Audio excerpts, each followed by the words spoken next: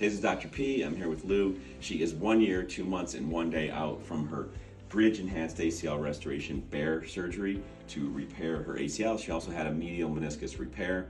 And how are you feeling? Good, really good. And what are you looking to get back doing? Softball. Awesome, Skiing. softball. I heard you want to run a half marathon That though. too, yeah, that too. All right, Nice. nice. What about pickleball? I'll play, but probably not as hard. That's how you did this, right? It is. All right, well, we shouldn't be laughing at it. But anyway, this is amazing because what we do nowadays is instead of when someone tears their ACL, which is this thing right here, the main stabilizing ligament from the shin bone, the tibia, from pulling forward on the thigh bone, but even more importantly, the main ligament that prevents your knee from giving out when you turn and twist and pivot. See how it's getting tight when you do that, when you turn that way? She tore hers, okay? So in the old days, what we had to do was drill a big tunnel and take a strip of your tendon from here or from your hamstrings or even a dead person's tendon and drill a hole and put it in here and make a whole new ligament. It's called an ACL reconstruction. Now what we can do is we can sew an implant, which I have one around here somewhere, in between the two torn ends, and it grows back across that implant. It's called a BEAR implant. So on this MRI here is your MRI from November, and here is your MRI from today. You could even probably go back and find your original one.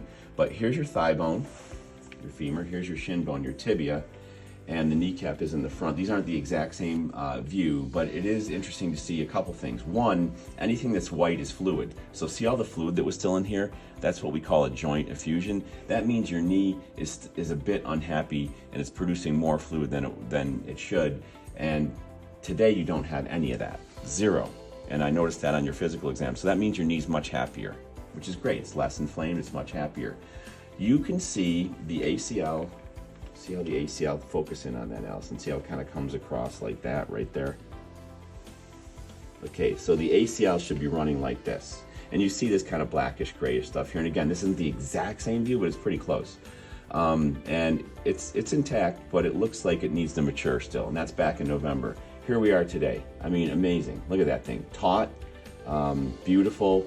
Maybe a tiny bit of gray signal in there, just like your incisions there, but it looks amazing. So to me, that's an amazing example of an ACL, an ACL growing back.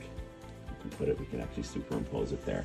So once you clear all the stuff in the VFit department next week, hopefully we clear you, get back doing all those things. But from this standpoint, from just the MRI piece, it's not the end all be all, it's just one piece of the puzzle. Obviously we have your thigh circumference, which were almost equal. Your range of motion's equal.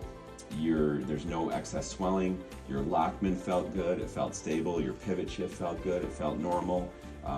Your double limb work looks good. Your single limb work might need a little bit more work for jumping, but for most of the things you want to do, you're probably ready to be cleared. This is another piece of the puzzle that if this didn't look good, maybe we'd wait a little longer, but it looks great.